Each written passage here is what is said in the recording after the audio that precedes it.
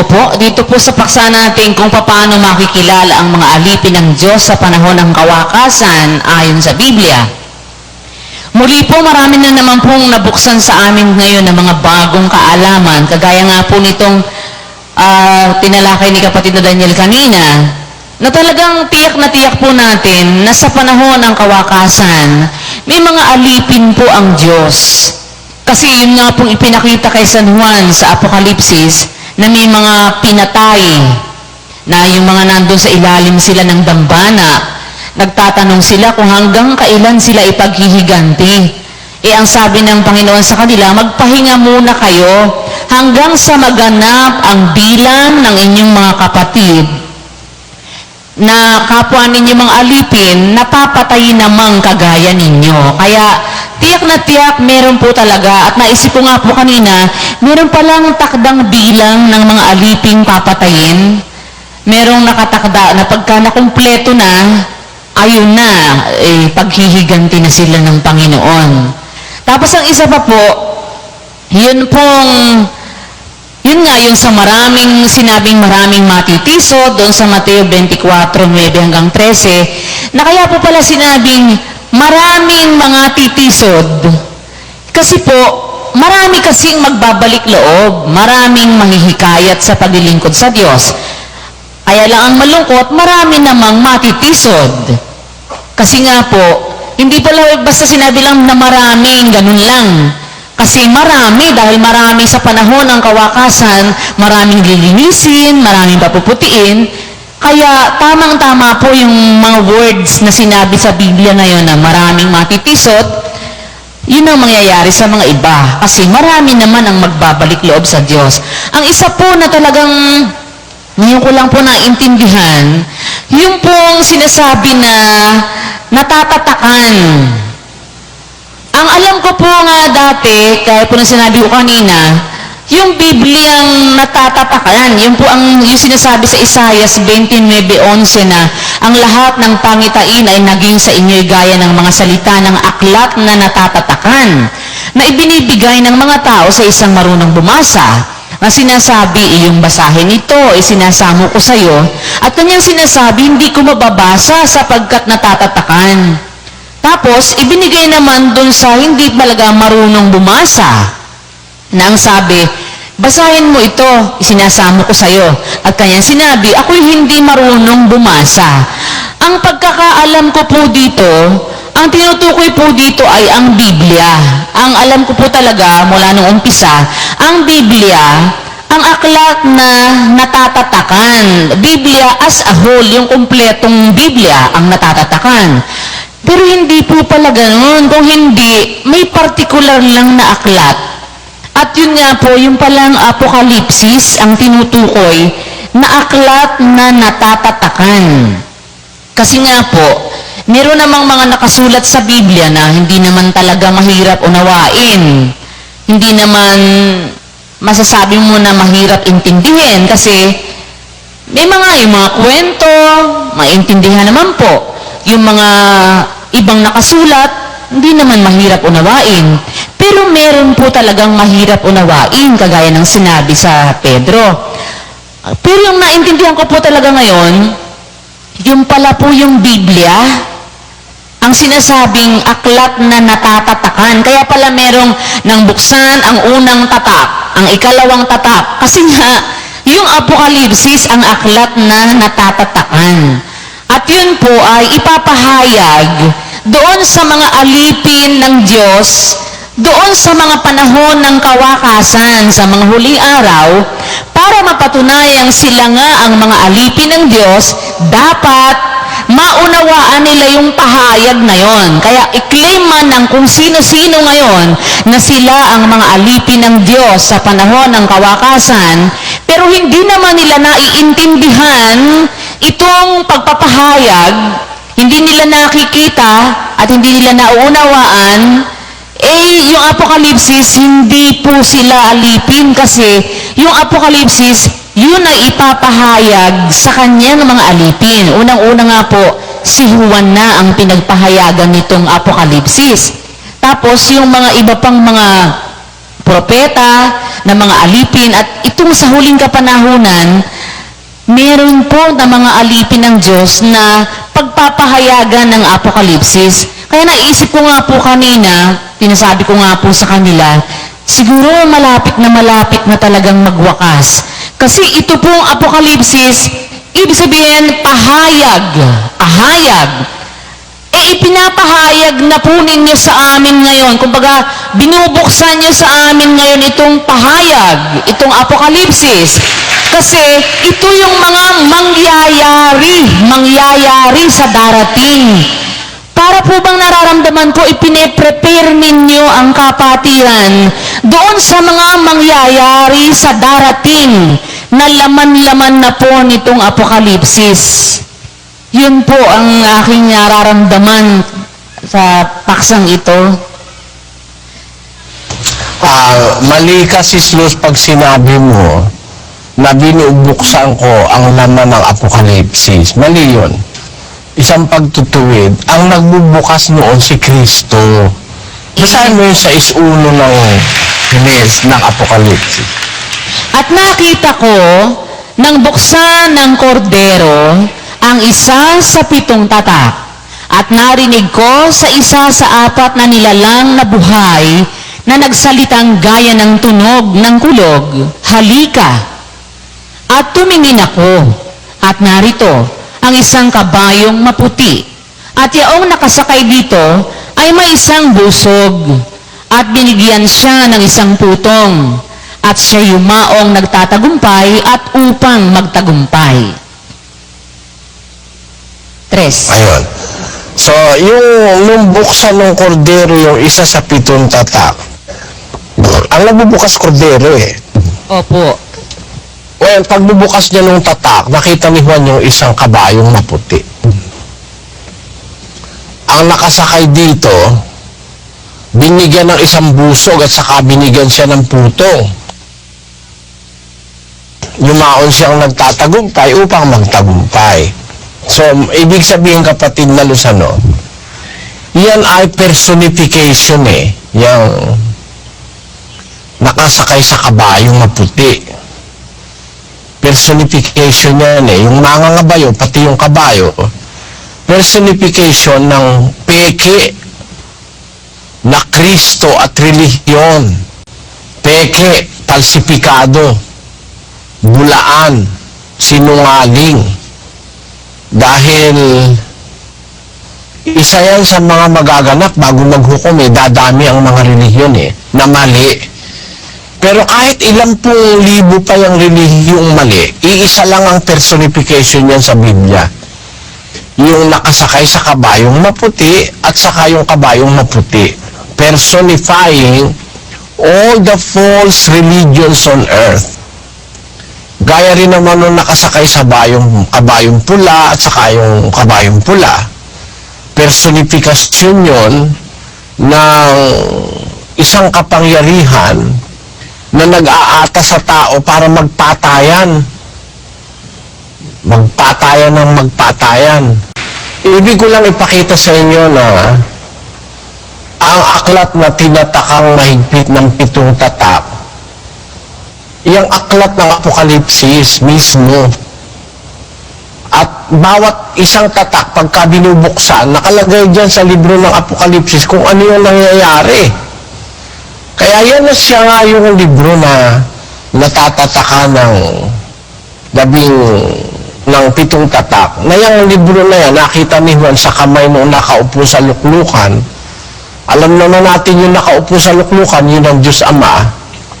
Nung ibigay sa kordero, sapagkat ang magbubukas yung kordero, na nung unang makita at sinabi, leon siya sa angka ni Huda, nung bubuksan niya na naging kordero naman, di ng leon, no? Yung aklat na yan, merong sulat sa labas at sa loob. Naintindihan mo ba yung significance ng sulat sa labas at sa loob, Sis Luz? Ano po ba ang significance nun, Badeli? Bakit sa labas meron at saka sa loob po may sulat? Pinaliwanag niya kanina, kapatid na Luz. Ano po ba? Natulog ka ba? Baka naman si Brad Mel gising. Hindi ko rin po yata na-pick up po yun, kapatid na Eli. Pinaliwanag yan kanina eh. Basahin mo uli yung 5:1. At nakita ko sa kanang kamay niyang nakaupo sa luklukan ang isang aklat na may sulat sa loob at sa labas na tinatakang mahigpit ng 7 tatak. At nakakita ako, Di ba aklat eh may sulat sa loob at sa labas? opo, Kaya ano ibig sabihin ng sulat sa loob at sa labas? hindi ko ata nakuha yun. Hindi mo na-pick up? Hindi po ata ba, Daily? Ano po ba yun? Ba ang sulat sa loob at saka sa labas eh? Pagka ang aklat o ang libro mayroong sulat sa labas, nababasa mo kahit hindi mo buksan, di ba? Ah, opo, nakuha ko na po. Ayun pala po yun. Yung kanina po na... O Opo. pagka kahit mabasa mo yung nasa labas, kung hindi naman mabubuksan, hindi mo rin maiintindihan dahil yung nasa loob, di mo naman mababasa dahil di pa nabubuksan di ba? Tama po. Kaya merong sulat na iintindihan ng mga tagalabas, nababasa kahit hindi mabuksan sa kanila yung libro, nababasa naman nila, Apokalipsis. Nababasa nila, Dakilang Babilonya. Nababasa nila yung Hades sa Apokalipsis. Pero para maintindihan buong-buo yung mga nilalaman ng mga talata, hindi naintindihan dahil hindi nabuksan sa kanila Di na nga ang irony ng Apokalipsis Tama po. Opo. Apokalipsis, pero hindi po naiintindihan. Yung pahayag, pero hindi naiintindihan yung pahayag. kasi hindi siya yung pinapahayag. Di ba gano'n? Tama po. Kung tama, ano yung tama? Ayun po, kasi putol-putol po yung audio niya sa amin, pero ang nakuha ko, kaya hindi mo naiintindihan kasi hindi sa iyo ay pinapahayag. Bagaman ang title niya ay pahayag. Nababasa mo yon pahayag. Pero hindi mo naiintindihan yung pahayag kasi hindi para sa iyo yung pahayag na yon. Hindi sa iyo ipinahayag. Kaya kahit basahin mo pahayag, title lang. Pero kung ano yung ipinahayag, hindi mo alam kasi hindi sa iyo ipinahayag. Yan po. Yun ang irony dyan sa aklat ng Apokalipsis. Samantalang yan ay pahayag, hindi maintindihan ng mga taong nagbabasa. Kasi yung pahayag na yan, intended para sa mga alipin ng Diyos. Basahin mo yung ulo-ulo ulit. Ang Apokalipsis ni Jesucristo na ibinigay ng Diyos sa Kanya upang ipahayag sa Kanyang mga alipin sa makatwid ay ang mga bagay na nararapat mangyaring madali at Kanyang ipinadala at ipinaalam sa pamamagitan ng Kanyang anghel sa Kanyang alipin na si Juan. Nakita mo yung conduit ng pahayag, Sis Luz? Galing sa Diyos, ibinigay kay Kristo, tapos ibinigay sa anghel, tapos ibinigay kay Juan, para ibigay naman sa kanyang mga alipin. Nakita mo yung conduit noon, kapatid na Luz, yung link? Opo, Brad Eli, pababa ng pababa. Ano yung nakita mo?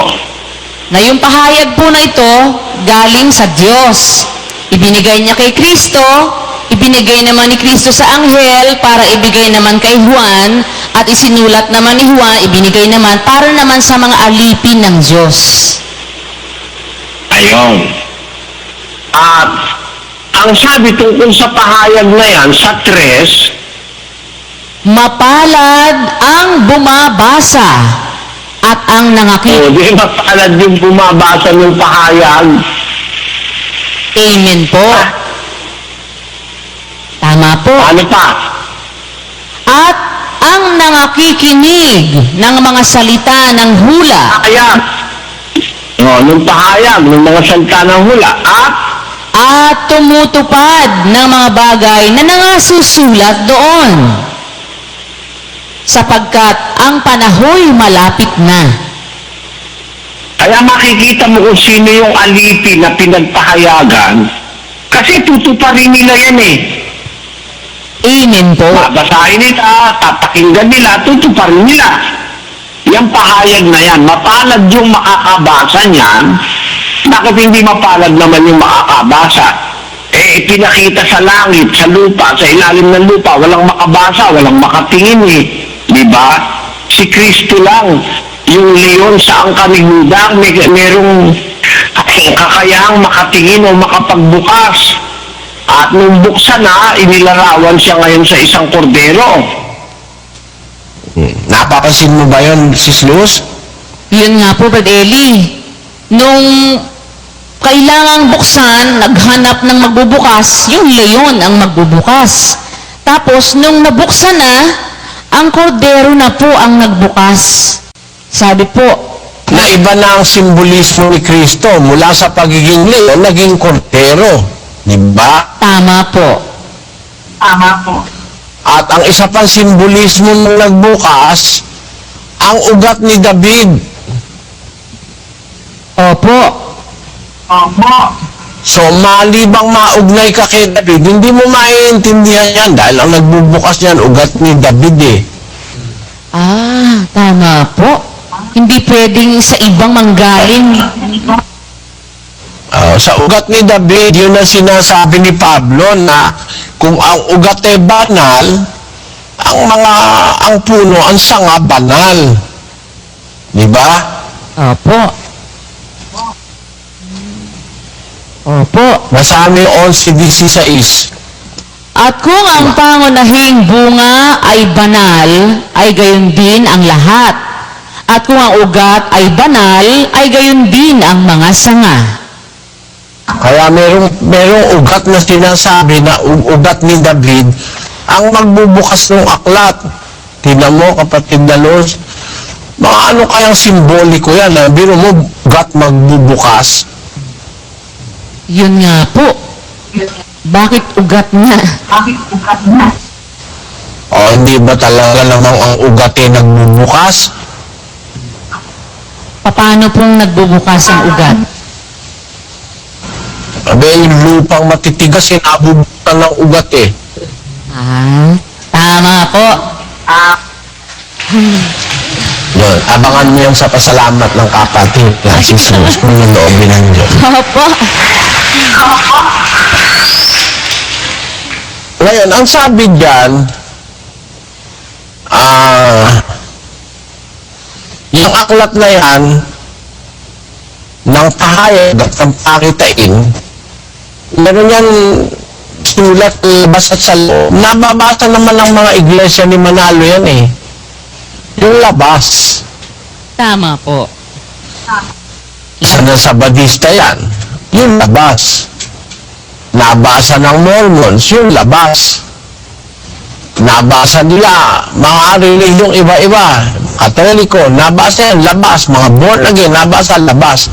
Kaya lang, yung nasa loob naman, nakatatak ng 7 tatak, di naman nila mabasa. Kahit ano pa pinag-aralan nila, dahil natatakan eh, sabi ng Biblia.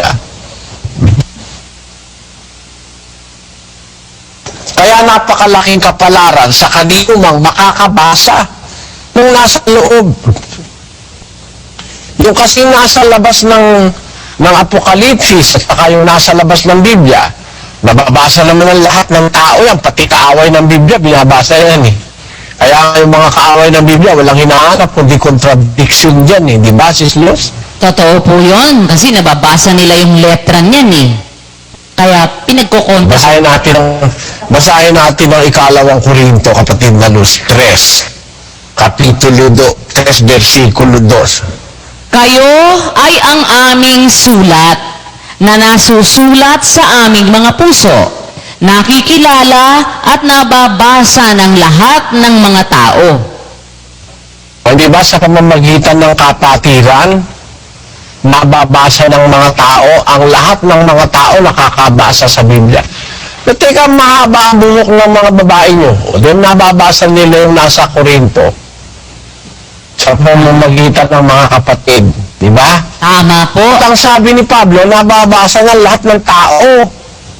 Lahat naman ng tao nababasa yan eh. Kahit hindi nga naniniwala sa Biblia, binabasa yan eh.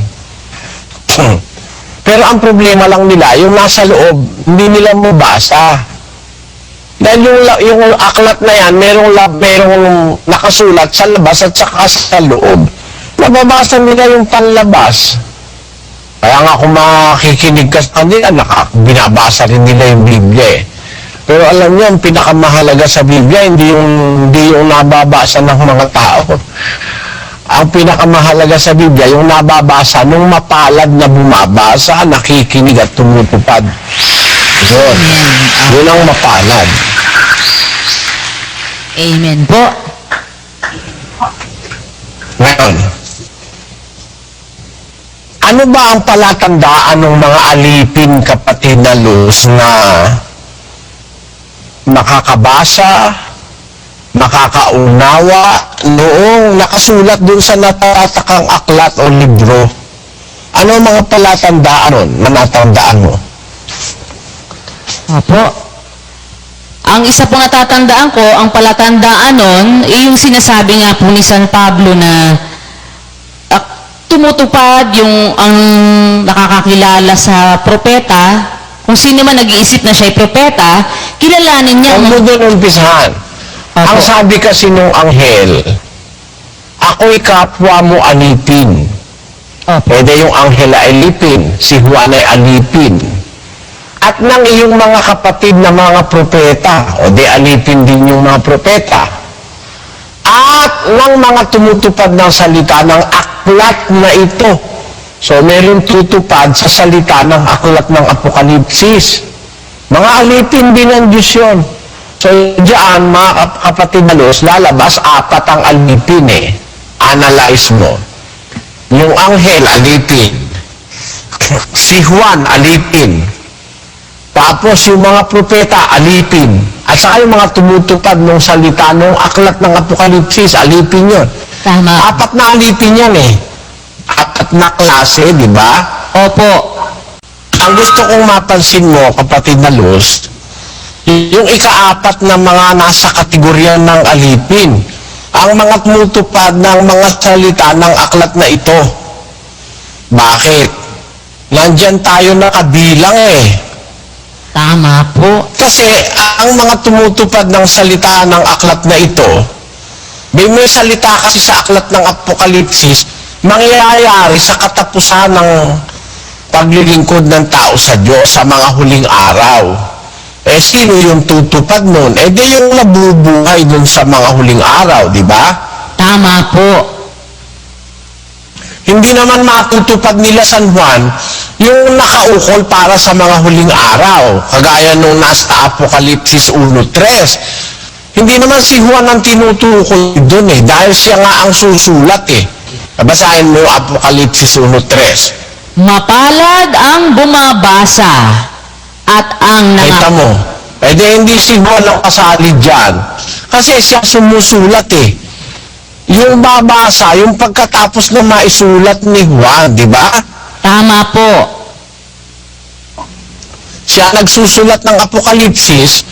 Ang sabi ng Diyos sa kanya, nung pinapasulat sa kanya, mapalad ang bumabasa. Nung sinusulat niya na yan, naapahayag. At ang nangakikinig ng mga salita ng hula. At tumutupad ng mga bagay na nangasusulat doon.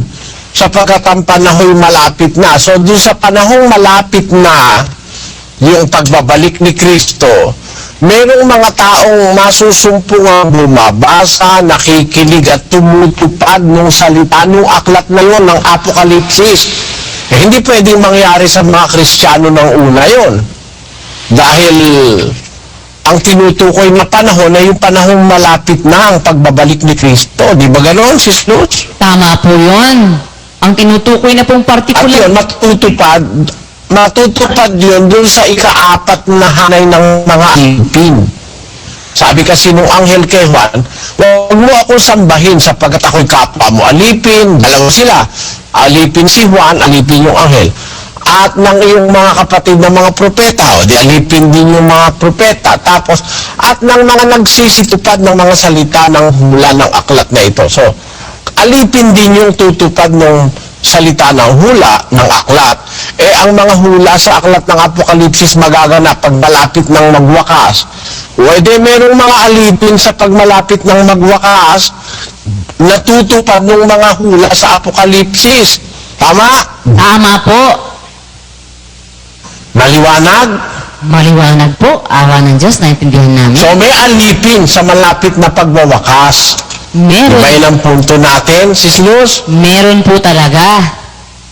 Kaya paano naman makikilala yung mga alipin sa malapit na pagwawakas?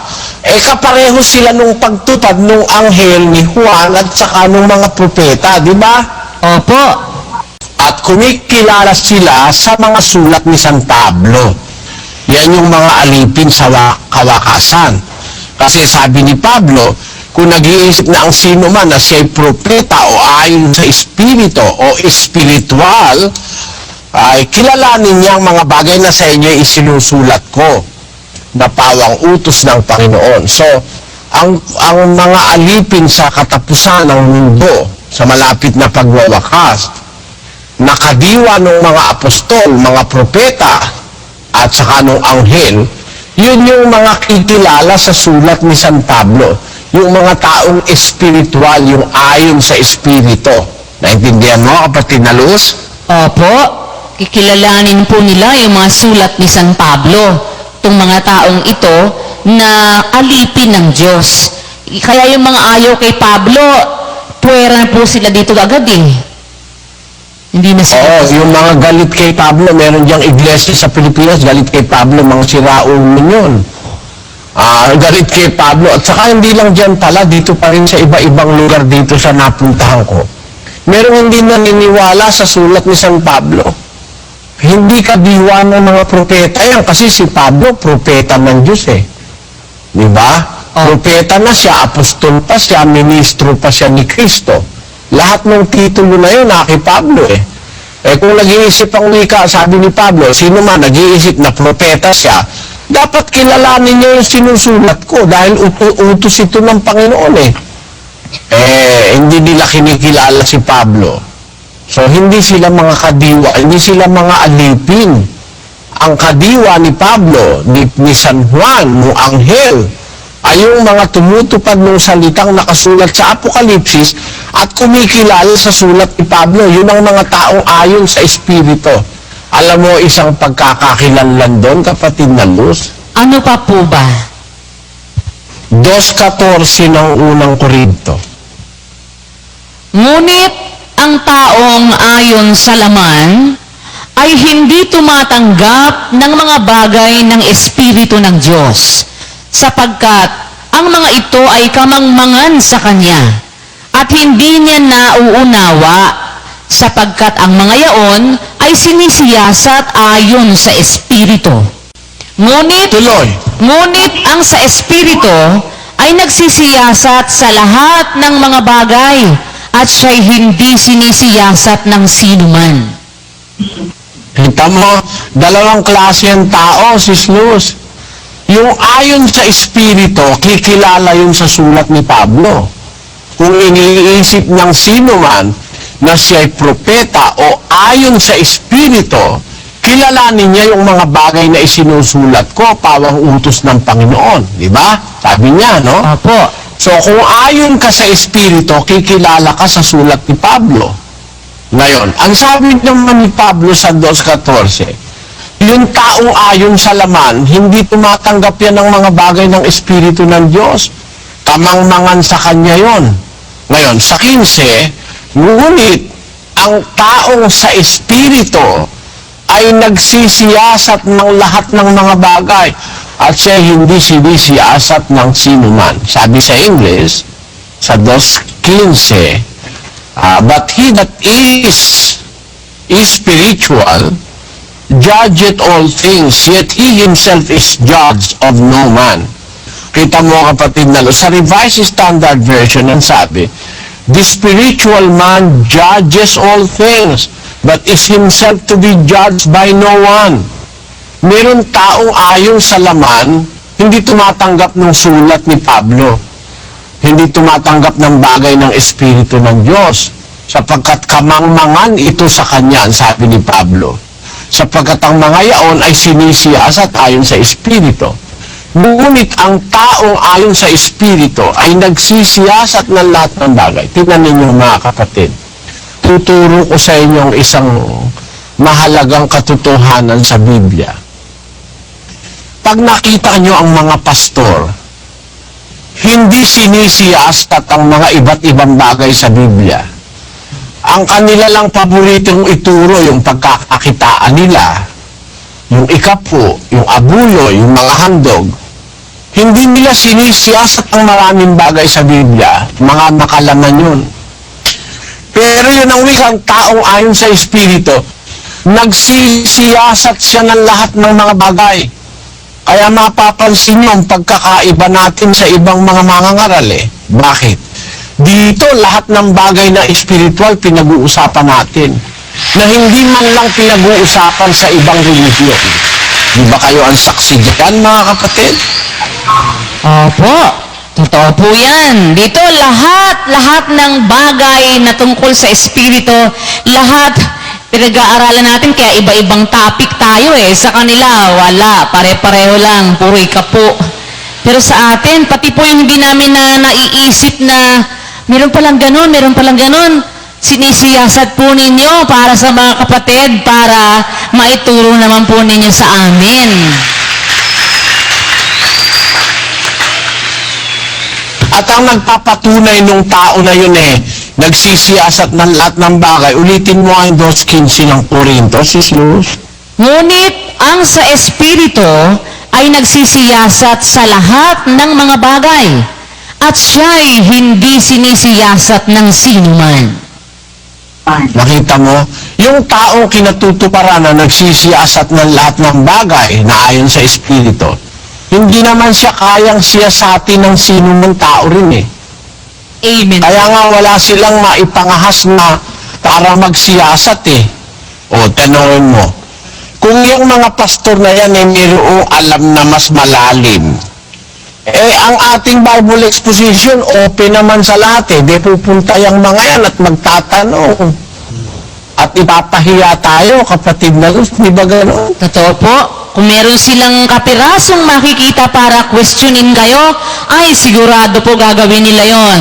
Pero wala nga po eh. Kaya kahit nga hamunin nyo ng diskusyon si Manalo, wala, ayaw lumabas. Kasi alam niya, wala siyang po pwedeng itutol sa mga tinuturo ninyo. Kaya yung mga iba, nagbibingihan na lang sila, tapos naninira sila sa tabi-tabi, tapos nagsasabi sila ng masama laban sa inyo kasi hindi nga po sila makakalaban. Kaya totoo po yun, yung talatang ito na sinasabing, ang sa Espiritu ay nagsisiyasat sa lahat ng mga bagay. Kitang-kita po natin yun, mga kapatid, kay kapatid na Eli, na lahat ng mga bagay sinisiyasat niya. Pero siya, hindi siya sinisiyasat ng sinumang tao.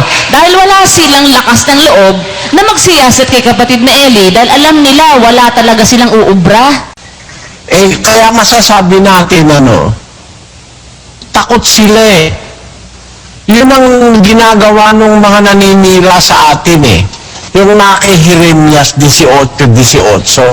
Naniniwala naman sila na ang kautusan hindi mawawala sa saserdote. Ang payuman sa pantas hindi mawawala. Ang salita man sa propeta, yung salita ng Diyos, hindi mo maihiwalay sa propeta yon ano man ang gawin mo.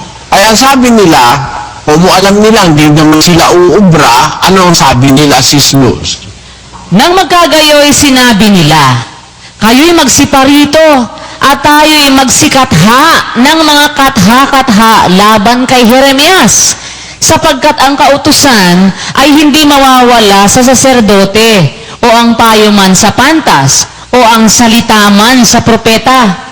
Kayo'y magsiparito at ating saktan siya ng dila at huwag nating pansinin ang kaniyang mga salita. Anong plano nila, Sis Luz? Ang plano na lang po nila, kumatha ng mga katha-katha laban sa inyo at saka saktan kayo ng dila. Maninira na lang po sila. Mag-iimbento ng mga kasinungalingan para kayo po i-assassinate yung karakter ninyo para pasamain kayo sa mga tao.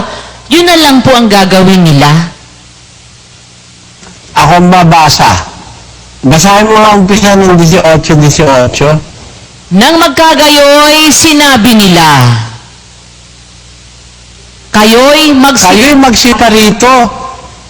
Tayo gumawa ng comics labang kay Jeremias. Di ba ganon? Opo.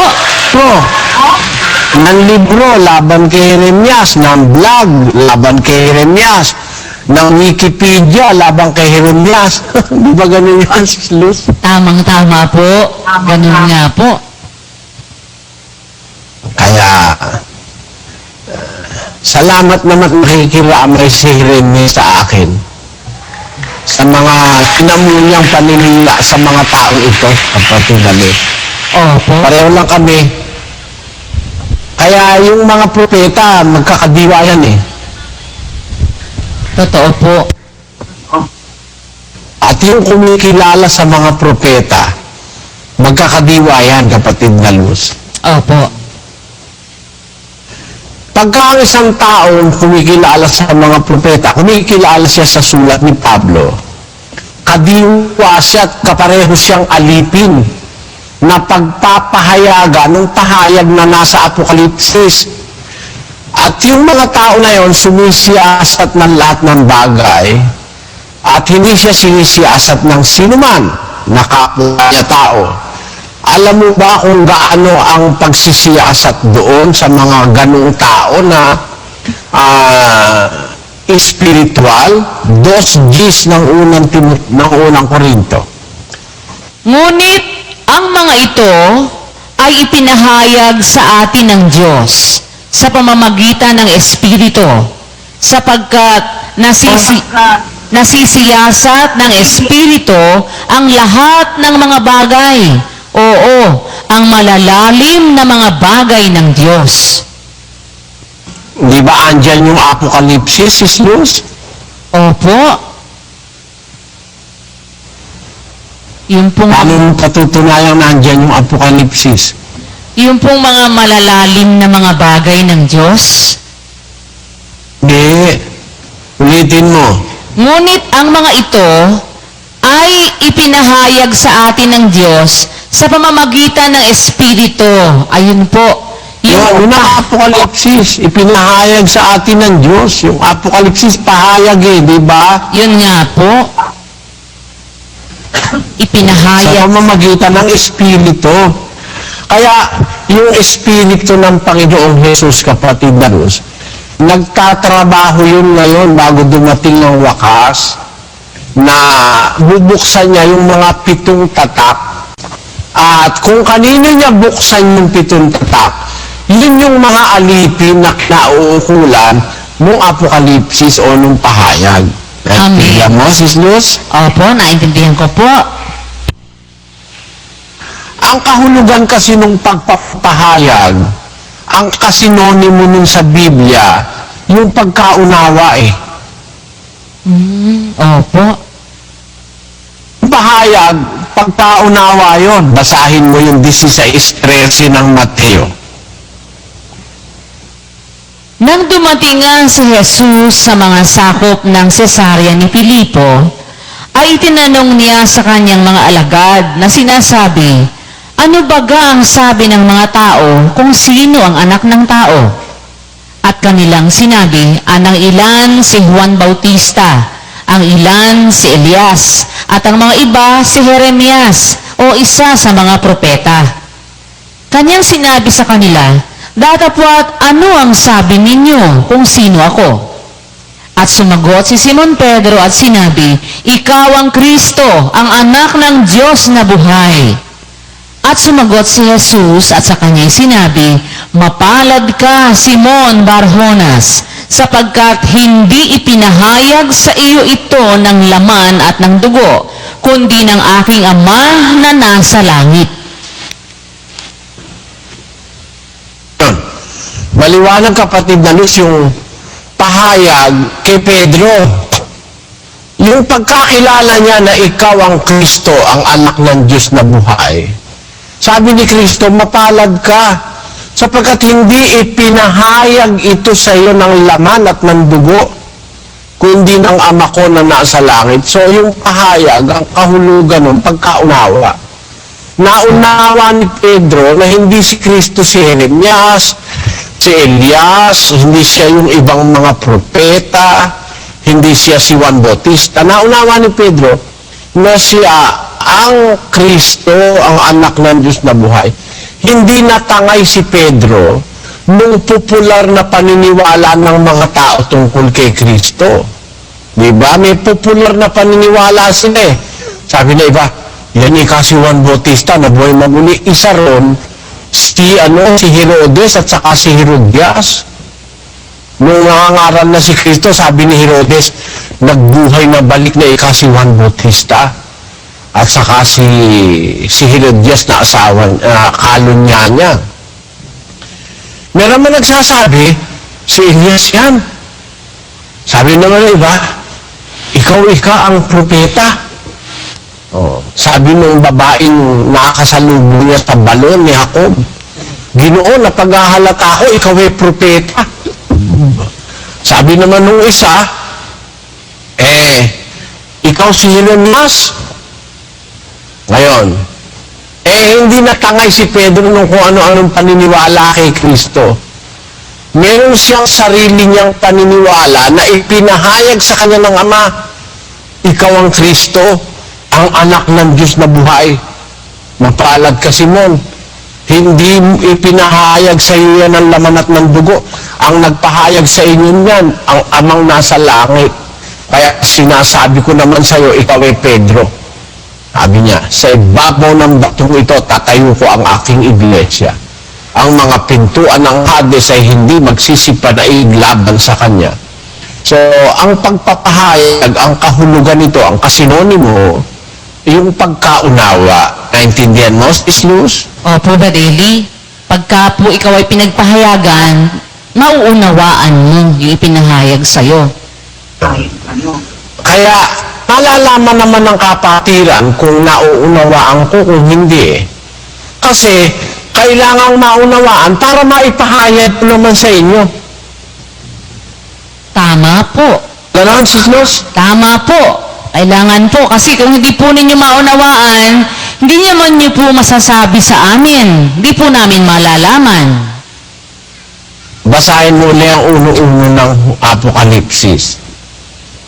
Ang Apokalipsis ni Hesukristo na ibinigay ng Diyos sa Kanya upang ipahayag sa Kanyang mga alipin.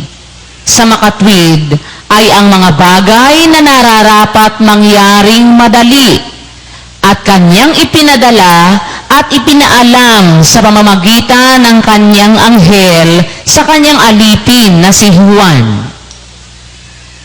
Kaya ipinadala kay Juan para isulat ni Juan. Tama? Tama po. Kaya nasulat ang Apokalipsis. Ano ba intensyon ng pagkasulat ng Apokalipsis? Para ipahayag sa kanya mga alipin. Tama? Tama po. Si Juan na yun na nagsulat wala na. Patay na. Ano magagawa ni Juan ngayon? Patay na siya Magpapahayag siya kailangan paano niya pinahayag? Sa pamagitan ng sulat. Tama? Tama po.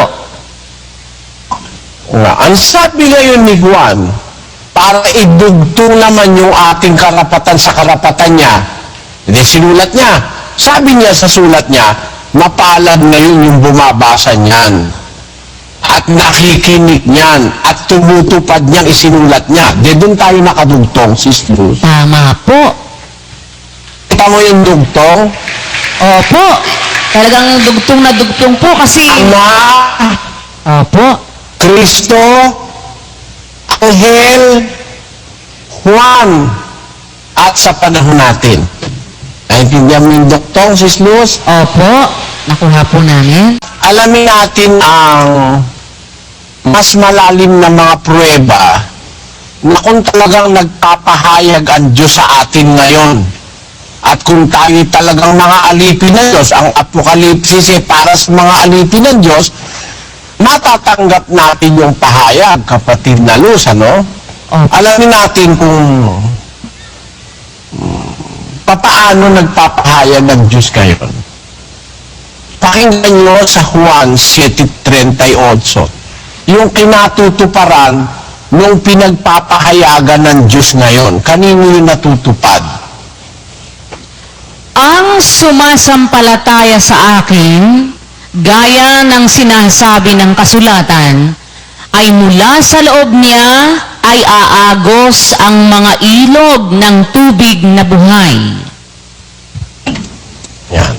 Yung sumasampalataya, gaya ng sinasabi ng kasulatan, mula sa loob niya aagos ang mga ilog ng tubig na buhay.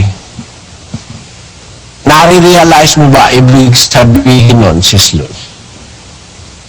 Paano po ba yun, Badeli?